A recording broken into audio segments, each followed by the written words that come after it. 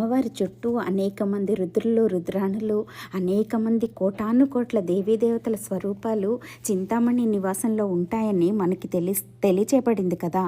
అటువంటి ఆ దేవతలంతా అంటండి, వారిలో హిరణ్యబాహువు అనే మహారుద్రుడు లలితను దర్శించని వారిని, గురుధిక్కారం చేసిన వారిని శూలంతో కుళ్ళబొడిచి ముక్కలు చేస్తాడంటండి.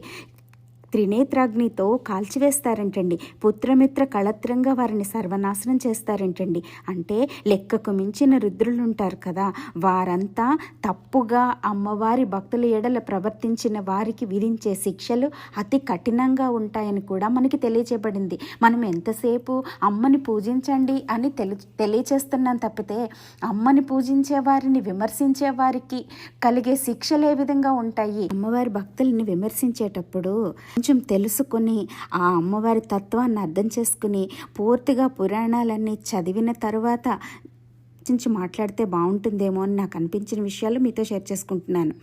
మనం అమ్మ భక్తులము అంటే అమ్మ సాక్షాత్తు తన స్వరూపాలుగా మార్చేసుకుని చూసుకుంటారా అని తెలియచేపడుతుంది కదా.